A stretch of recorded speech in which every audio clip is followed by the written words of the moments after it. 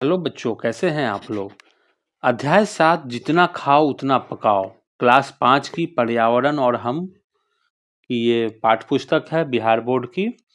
इस वीडियो में हम पाठ को पूरा पढ़ेंगे और उस पर चर्चा भी करेंगे, समझेंगे, साथ ही सभी प्रश्नों का हल ढूंढने का भी प्रयास करेंगे। तो वीडियो को बिना स्किप किए हुए आप पूरा अंत तक देखें। इस वीडियो को देखने के बाद आपको कुछ और पढ़ने की इस चैप्टर में आवश्यकता महसूस नहीं होगी, तो इसे पूरा शुरू से लेकर अंत तक एक बार दो बार आप जरूर पढ़ लें। ठीक है, चलिए शुरू करते हैं।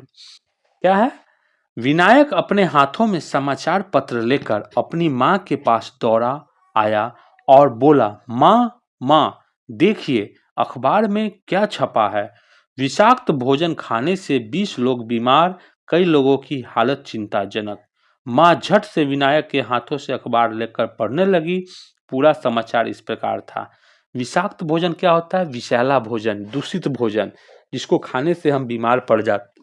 जैसे आप देखते होइएगा, आपके घर में कोई खाना अगर 2-3 दिनों तक अगर पड़ा रह गया तो उसमें फफूंदी आ जाती है या फिर बहुत कीड़े उसमें उत्पन्न हो जाते हैं, तो वो सारे क्या है, विषाक्त भोजन है की श्रेणी में आते हैं। चलिए क्या है, समाचार पढ़ लेते हैं।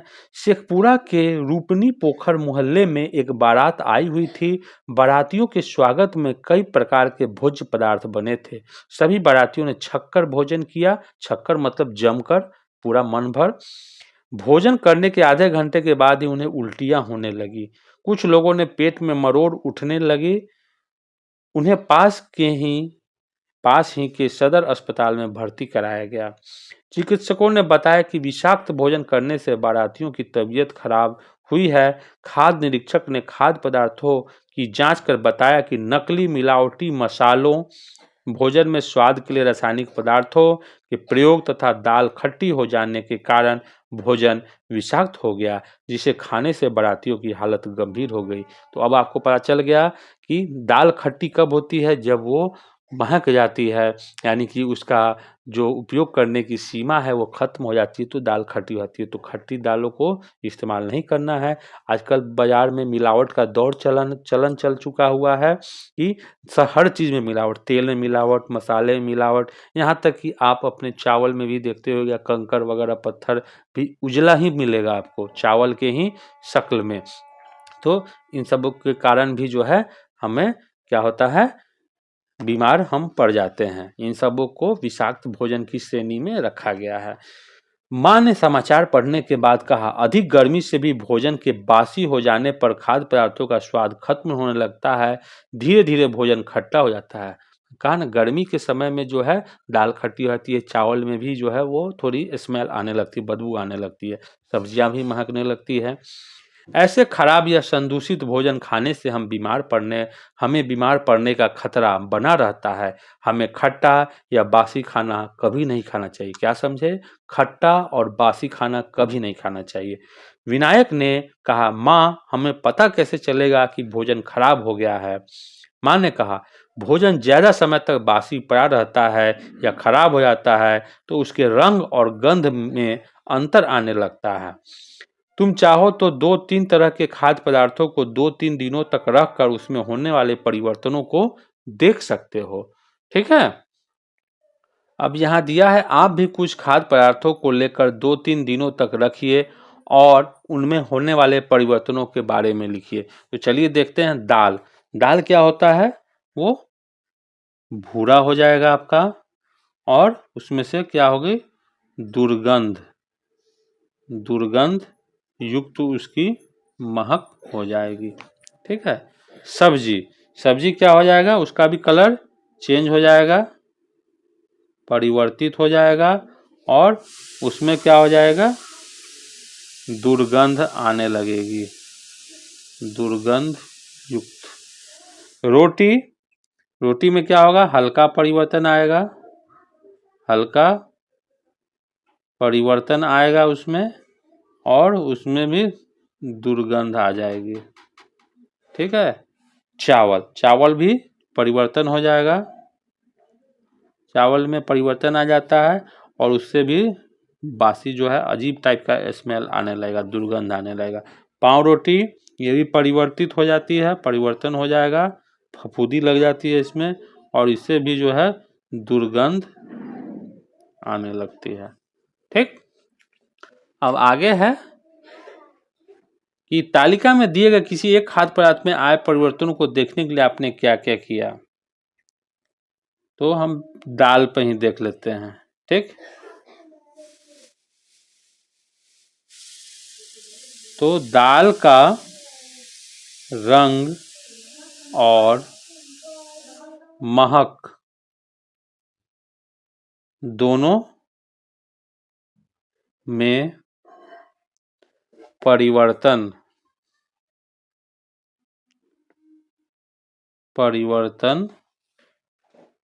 आ गया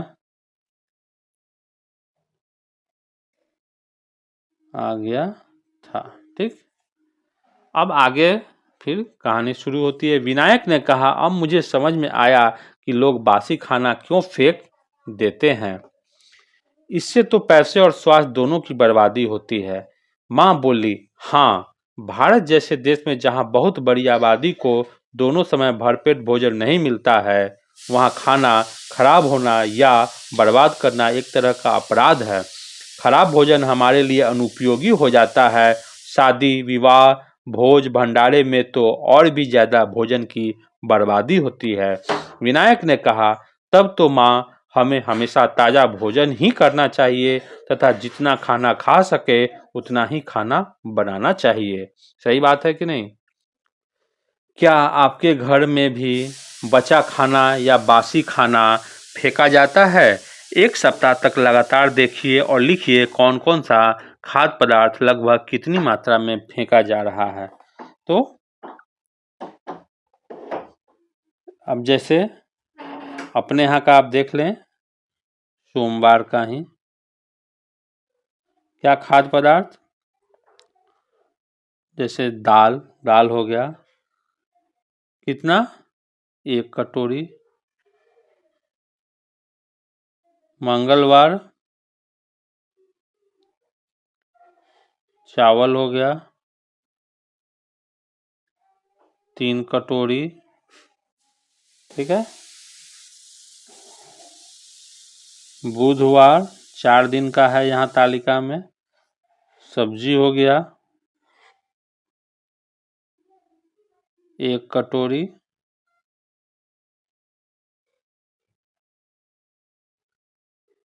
गुरुवार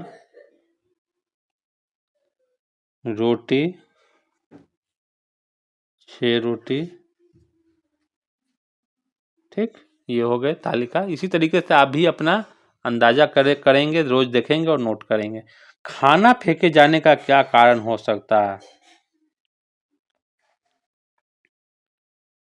लिखिए। तो पहला कारण कि खाना ज्यादा बन जाना। ठीक, दूसरा स्वादिष्ट नहीं होना। मान लीजिए खाना बन गया स्वादिष्ट नहीं है तो भी लोग कम खपत हुआ तो होगा।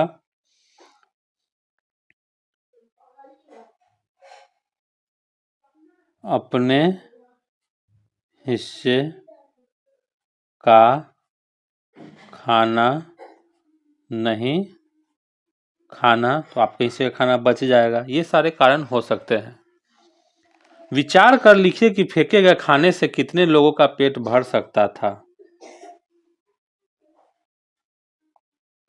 कम से कम 2 लोगों का तो अवश्य पेट भरा जा सकता था। आपस में चर्चा करके लिखिए कि अगर खाना ऐसे ही बर्बाद होता रहा तो क्या होगा। क्या हो सकता है? एक समय आएगा जब कई लोग भूखे रह जाएंगे और पेट भरना मुश्किल हो जाएगा। यही हो सकता है, ज़्यादा आप खपत कीजिएगा तो। विनायक ने पूछा, माँ, खाने को बर्बाद होने से कैसे बचाया जा सकता है? माँ बोली, हमें अनावश्यक या अधिक भोजन बनाने से परहेज करना चाहिए। जितना भोजन लोग कर सकते हो उतना ही भोजन बनाना चाहिए। खाना फिर भी बच जाए तो उसे ठंडी जगह या फ्रिज में रखना चाहिए। विनायक ने पूछा, माँ, अगर लंबे समय तक भोजन को सुरक्षित रखना हो तो क्या करना चाहिए?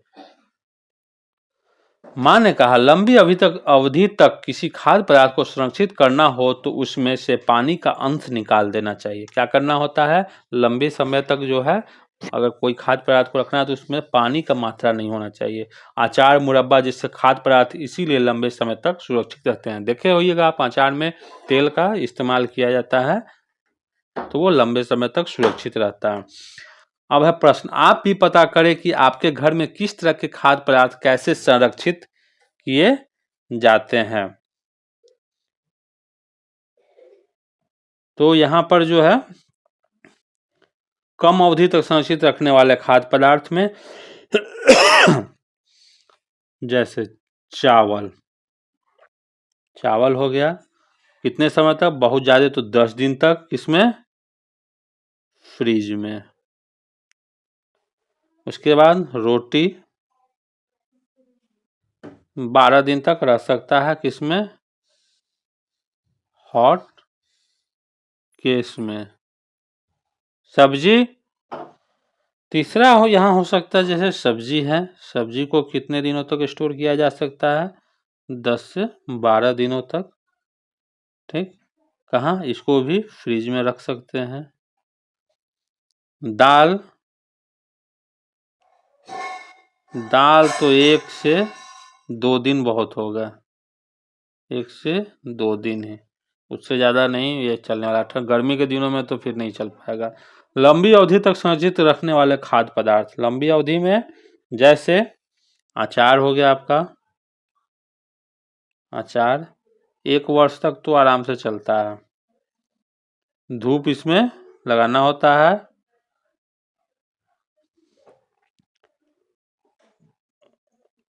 धूप लगाना जरूरी होता है इसमें कुछ कुछ दिनों पर। उसके बाद सॉस, जो हम लोग टमाटर सॉस वगैरह देखते हैं, 1 वर्ष तक। इसको भी क्या होता है? धूप जरूर लगाना चाहिए। जेली इत्यादि भी 1 वर्ष तक। सुखाकर, कैंडी जिसको हम लोग कहते हैं, आंवला वगैरह सुखाकर रखते हैं। ठीक है। उसके बाद जो है मुरब्बा, मीठा है, 1 वर्ष तक आराम से रह सकता है सुखाकर। ठीक, चलिए अब है भोजन को संरक्षित रखने से क्या क्या लाभ है, लिखिए। भोजन को संरक्षित करने से क्या क्या लाभ है, इसको लिखिए। पहला तो है ज्यादा समय तक रहता है।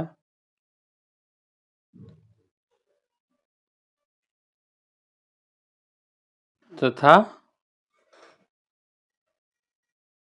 लंबे समय तक इस्तेमाल किया जा सकता है। ठीक, तो इस तरीके से चैप्टर कंप्लीट हुआ। वीडियो अच्छा लगे तो लाइक कीजिए और अपने दोस्तों में शेयर कर दीजिए। चैनल को अभी तक सब्सक्राइब नहीं किए तो जरूर कर लें। धन्यवाद।